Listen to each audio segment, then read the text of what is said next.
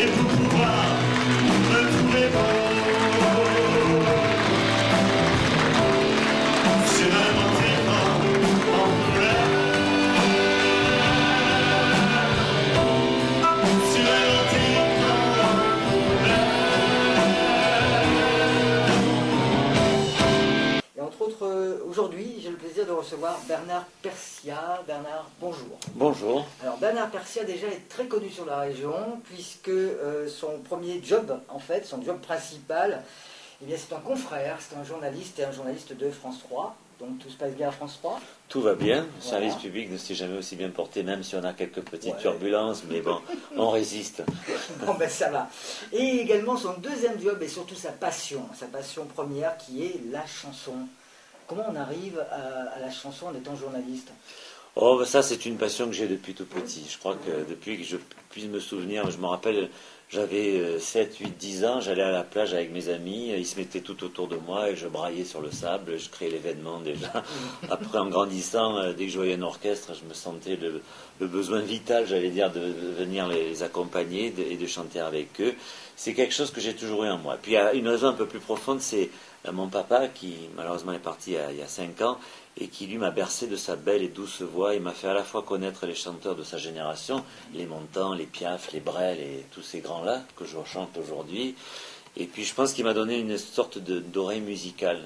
On a vraiment été, quand je dis on, c'est ma mère, mon frère et moi, bercés par sa voix, par sa joie de vivre. Et je pense que ça m'a bien structuré, ça a peut-être créé les racines musicales de base.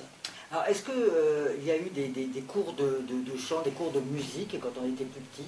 Oui. Ouais. Alors, étant journaliste, vous l'avez rappelé, j'ai été amené à changer, puisque étant à France 3, il y a 25 stations régionales. Alors avant de s'arrêter dans une station, on tourne un petit peu. Donc j'ai pris des cours de chant dans les différentes régions dans lesquelles je me suis trouvé. Et j'ai jamais cessé de prendre des cours de chant, parce que je pense que pour pouvoir chanter, il faut maîtriser la technique. Et là, il y a quelques années, j'ai trouvé un prof de chant qui est un vieux monsieur, un ténor, qui est à la retraite, qui s'appelle Claude Joyer. Il est à Cagnes-sur-Mer, et lui me fait un travail vraiment très spécifique, dont je sens, je crois, les effets. Donc oui, j'ai appris à chanter aussi. Un petit village, un vieux clocher, un paysage si bien caché, et dans un nuage, le chérissage de mon passé. Alors, quand on a une passion comme ça, comme pour la chanson, est-ce qu'on n'a pas avant tout envie de composer, d'écrire? Parce qu'en fait, quand on s'aperçoit que votre répertoire est surtout axé justement sur ces vieilles chansons qui vous ont bercé durant votre jeunesse. Et donc c'est plutôt des reprises. Alors on commence un petit peu à connaître les nouveaux morceaux, les morceaux que Bernard écrit et compose, mais avant tout quand même, le principal de votre répertoire, ce sont des reprises. Oui, c'est vrai. D'abord, c'était mon concept de base, hein. J'ai réuni des musiciens, parce que j'ai appelé ça du nom de mon association, qui s'appelle Chansons Éternelles. Je me suis aperçu que ces chansons-là n'avaient pas pris une ride. Elles sont transgénérationnelles. D'ailleurs, dans les émissions modernes, qu'il s'agisse de Star Academy, Nouvelle Star, je pense que c'est dans ce répertoire-là que l'on puise. Donc moi, j'ai un véritable amour pour ces chansons-là, parce qu'elles nous ont laissé des mélodies, des textes magnifiques, et qui traversent le temps. Je ne sais pas si les chansons d'aujourd'hui, dans 50 ans, on les écoutera encore. Je le souhaite pour ceux qui les chantent, mais c'est pas certain. Donc moi, c'était mon concept de base. Et puis il est vrai que j'écris et que je compose depuis de longues années. Et puis à force de sollicitations, d'ailleurs j'ai une amie qui s'appelle Maryse et que vous connaissez très bien. Oui. On peut considérer qu'elle est la présidente de mon fan club et qui me harcèle pour que je puisse glisser dans mes spectacles des chansons. Et je crois qu'elle a eu raison, parce que notamment cet été où je place 3 de mes chansons dans mon spectacle, les gens me disent, elle ne dépareille pas par rapport aux autres, ce qui pour moi est le compliment suprême, parce qu'une chanson qui ne dépareille pas entre Ne me quitte pas, quand on a que l'amour, les feuilles mortes, avec le temps, on est content. Et puis, ils m'ont dit d'en faire un peu plus à chaque fois. Alors peut-être que à terme, je vais en glisser un petit peu plus. C'est vrai qu'à un moment donné, on a envie de chanter ses propres chansons, c'est vrai. Fumer de Breda, dans le haut de l'affiche, mon livre plus gros que n'importe qui, mon nom s'est allé. Je me voyais déjà adulé et riche, signant les photos admirateur qui s'est bousculé. J'étais le plus grand des grands fantaisistes, faisant un succès si fort que les gens m'acclamaient debout. Je voyais déjà, cherchant un analyste, celle qui le soir pouvait par faveur se prendre à mon cou. Alors, est-ce que c'est pas difficile, ou alors avoir une étiquette à un moment donné, de chanter du Brel, du Brassens, de dire mais il est complètement fou de s'attaquer à un répertoire aussi difficile en fait? C'est mon défi. C'est vrai qu'il n'est pas facile. Hein. Moi, je chante Brel quand on a que l'amour. Je chante Montand, Les Feuilles Mortes. Je chante Je suis malade de Lama. Je chante des vrais standards. Et contrairement à ce qu'on pourrait croire, effectivement, c'est pas la facilité. Parce que ce sont des chansons très connues. J'allais dire, ce sont des chansons sacrées. Il ne faut surtout pas les imiter, parce qu'avec une telle palette d'artistes, puisque moi j'évoque Aznavour, Brel, Piaf, Lama, Gainsbourg, Trenet, qu'on n'oublie pas, même Fugain. Alors, quelquefois on dit, tiens, il fait que les chanteurs morts. Il y a quelques-uns qui vivent encore. Et c'est un répertoire sacré, et les gens connaissent les chansons. Il faut les faire siennes. Je crois que dans les compliments que je peux recevoir à la fin de mes spectacles, on me dit que j'imite pas, c'est important, on ne peut pas imiter.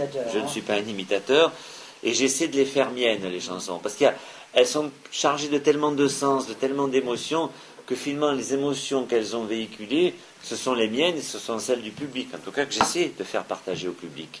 Donc voilà, j'essaie vraiment d'avoir une prestation très personnelle. En plus, je suis un peu dans la tradition, dans la culture du one-man show, du récital, comme pouvait le faire Montand. Donc je peux aussi raconter entre deux chansons l'histoire de ces artistes-là. J'ai plein d'anecdotes. Je peux aussi raconter des blagues. Enfin, j'essaie d'installer un climat de sérénité, de gaieté, de partage avec le public. Avec le temps va, tout s'en va. On oublie le visage et l'on oublie la voix.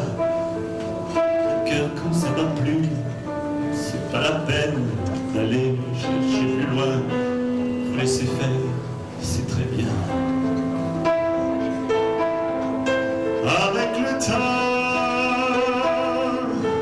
Avec le temps va, tout s'en va.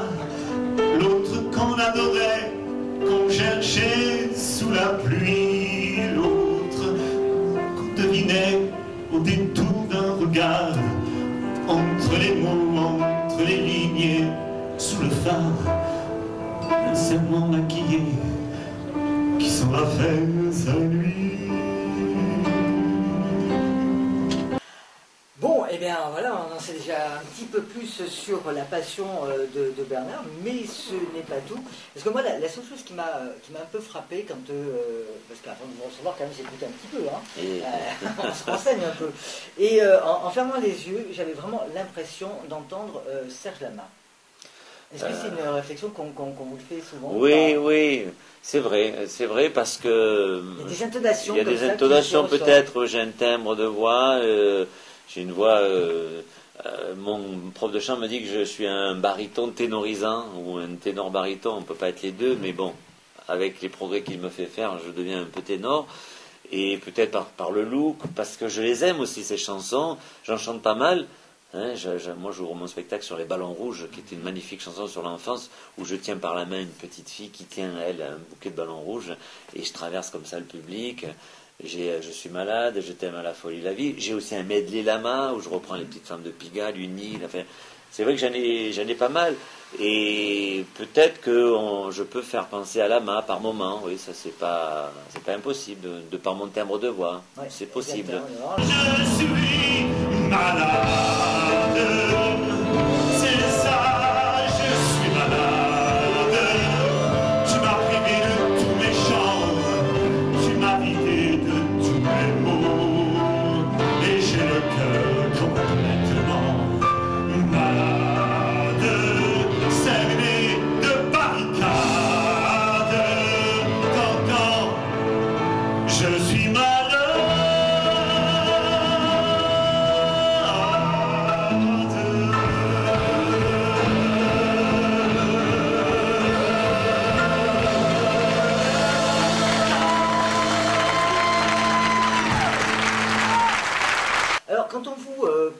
petit peu l'étiquette également du chanteur de charme. J'ai découvert ça comme vous dans la presse. Ça C'est vous aux fait femmes quoi? à le dire, je ne sais pas. On va, Ça me fait plaisir. On va demander aux dames qui sont juste derrière. Chanteur de charme, ça vous dit quoi, mesdames? Elle rigole. Bon, voilà. Bon, d'accord. Alors, on va continuer. Non, le chanteur de charme, c'est Rulio, c'est pas moi. Mais oui, peut-être parce que j'utilise aussi ma voix. J'ai pas mal de basse aussi. Bon, et peut-être que j'aime charmer. Vous savez, je suis italo-marseillais. Quand on est italo-marseillais, c'est quand même difficile de ne pas être un peu séducteur. Et aimer un peu les femmes. Voilà. Qui me le rendent bien d'ailleurs dans les spectacles. On comprend mieux. Alors je suis heureux quand j'entends ou je lis ça. Oui, c'est vrai. C'est possible. Alors au niveau de la chanson française, alors c'est vrai qu'on a à l'heure actuelle, et vous l'avez rappelé tout à l'heure dans toutes ces émissions, mais c'est vrai également que on revient un petit peu avec des nouveaux chanteurs au texte. Vraiment à la chanson française, puisqu'on l'avait un petit peu perdu.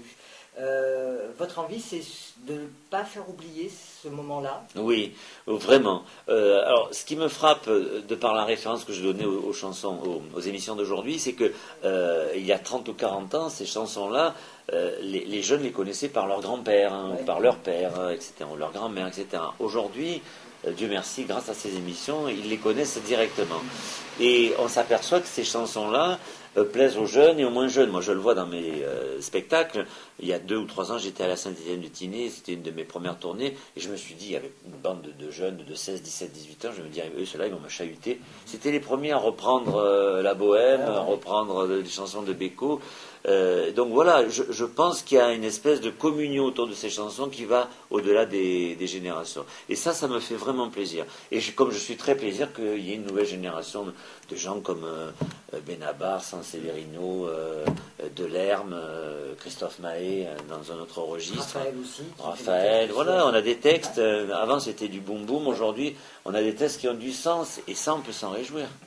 Bien, alors voilà, ça en fait c'était un petit sous-entendu par rapport aux grosses majors maisons de disques, qui ferait bien justement de redonner un petit peu la chance à des auteurs, non pas qu'à des compositeurs, mais si en plus sont les deux, c'est encore mieux. Et on a de vrais auteurs. Des textes, quoi. Voilà, oui. Textes et pas toujours effectivement du boum boum boum boum, c'est bien, bon, le samedi soir. Oui, ça va un peu. Mais je crois que les gens ont ce besoin-là, parce qu'un des axes forts, entre guillemets, de mes spectacles, j'essaie de faire partager de l'émotion. Vous savez, les gens, ils n'osent plus exprimer ce qu'ils ressentent aujourd'hui. Dans la vie de tous les jours, c'est une vraie thérapie de dire je t'aime à quelqu'un, ou d'être triste et dire je suis triste et voilà pourquoi je suis triste, ou de pleurer. Un homme qui pleure, ça ne se fait pas dans nos cultures. On a souvent chassé tout ça. Et je crois que le mérite, entre guillemets, de mes spectacles, en tout cas ce que les gens m'en disent, c'est qu'ils ont pendant 2 heures exprimé ce qu'ils ressentent. Ils ont parlé avec leur cœur. Alfred de Musset disait « Frappe-toi le cœur, c'est là qu'est le génie ». Je ne sais pas si je suis génial, mais en tout cas, j'essaie de dire des choses simples. Voilà, c'est la base. Je n'ai pas une promenade seule, face à face avec le vent. Je lisais le Marquis de Sade, et j'aimais déjà les divans. Oui. Je n'ai pas vu dans les étoiles une carrosse de Cendrillon. La mienne avait une robe sale, mais elle n'avait pas de chaussons. Alors l'actualité de Bernard, elle est chargée cet été, puisque vous faites également partie donc, de ces estivales organisées par le Conseil Général. Oui. Et durant cette tournée, en fait, vous chantez une chanson qui a énormément plu à votre numéro 1. Donc à Maryse, la présidente du fan club, Angelina, qui est une chanson en fait sur votre petite fille. Il y a 20 mois, je suis devenu un vieux jeune papa, ou un jeune vieux papa, on va choisir, c'est le public qui choisit. Et donc ce petit ange m'a illuminé, a vraiment transformé ma vie, et donc voilà, comme j'écris des chansons, elle m'a inspiré, j'ai écrit une chanson qui porte son prénom, et c'est vrai que ça me vaut beaucoup d'émotions, beaucoup de compliments. Je sens que le public est très attaché à cette chanson-là, que je vais vraisemblablement enregistrer pour pouvoir la faire connaître au plus grand nombre. Et voilà, c'est un vrai bonheur, quoi. Mais c'est quelque chose Ça de se voit, très parce que fort. dans votre voix, dans votre visage s'illumine Oui. d'un seul coup. En plus, j'ai une petite mise en scène parfois quand je peux le faire, ou sur un écran vidéo, il y a un certain nombre de photos d'elle que je projette pendant que je chante cette chanson-là.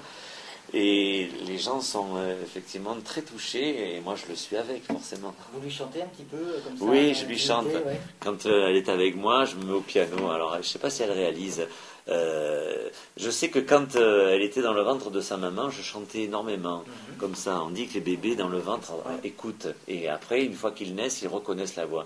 Et c'est vrai que au tout début, quand elle est née, quand je la prenais, ça l'apaisait. Je lui chantais plein de chansons que j'inventais aussi, des trucs un peu plus anecdotiques qui faisaient que on avait l'impression qu'elle reconnaissait ma voix. Et voilà. Ok, Angelina Persia, bientôt dans tous les bacs. C'est pas impossible. Ah bah, hein, Maryse annonce que c'est un tube. Voilà, bon, donc voilà. Maryse a toujours raison.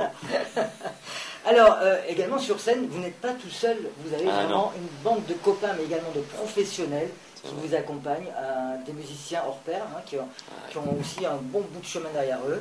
Oui, pour habitude de dire j'ai une double épreuve. J'ai l'épreuve du public, ce qui n'est pas la plus difficile pour moi, parce que moi la foule me rassure. Je suis né comme ça. Ah bah voilà. Moi il y a 5000 personnes, je suis tranquille, tout va va bien. Alors il y en a deux, je suis perdu. Donc j'ai l'épreuve du public, et puis j'ai l'épreuve des musiciens, parce qu'il y a des répétitions. Et c'est vrai que j'ai quand même des musiciens de très haut niveau, des pointures, à commencer par mon chef d'orchestre, le pianiste Philippe Villa, qui a accompagné Gilbert Montagnier pendant des années, qui a fait la tournée de Julien Lepers, Plaisir d'amour, il a donné 40 dates partout en France, c'est lui qui a fait tous les arrangements, qui a écrit toutes les musiques, il a 16 violons, alto, contrebasse, enfin bon, c'est vraiment un surdoué. D'ailleurs, il n'accompagne que les gens de la 3, hein, Julien Lepers, Bernard Persia. Je me suis laissé dire qu'il refuse les autres. Question pour un champion. Quel est le chef d'orchestre? Donc j'ai Philippe Villa au piano. À l'accordéon, j'ai un garçon qui s'appelle Frédéric Vial, formé par Lucien Galliano, qui a aussi fait des stages avec Richard Galliano, le fils de Lucien. Voilà. Quand même, Galliano, ça sonne et ça parle aux gens qui connaissent la musique. À la basse, j'ai Serge Ferrero aussi, qui fait des trios de jazz et qui est aussi un excellent musicien. Mon batteur, c'est Dominique Ferry. J'ai deux choristes qui sont des sœurs, dont une, Sandrine de Stéphanie, qui est la choriste de Frédéric François, et qui aussi fait ses compos. Eugène Frasca à la guitare. J'ai vraiment des musiciens avec lesquels je crois que je suis en complicité, et j'aime bien rendre hommage à leur talent et les mettre en valeur sur scène, ce qui est important. Il n'y a pas que le chanteur. Vous avez une vraie complicité avec eux. Oui. Même si le récital, c'est vrai, tient aussi par le chanteur, parce que les gens viennent écouter le chanteur dans cette tradition du music hall, mais il y a quand même des musiciens. Je sais que mon temps, il les mettait derrière un rideau, ce que je ne pourrais pas faire, mais bon, ils sont là et ils sont vraiment présents. Alors, l'actualité prochaine, c'est très bientôt en fait, puisque c'est la Der des Der. D'abord, il y a Mandelieu dimanche. Dimanche 17 août, Mandelieu, à la plage de la Banane la Poule. Je ne sais pas si au moment où vous diffusez, ça sera peut-être passé. Et puis la dernière date, c'est Contes, hein, le théâtre de Verdure, où je clôt le festival de Contes. Là aussi, il y a beaucoup de monde, a priori, qui m'attend. Ça va être un peu comme Golfe Juan, qui est pour moi un spectacle qui aura marqué ma mémoire.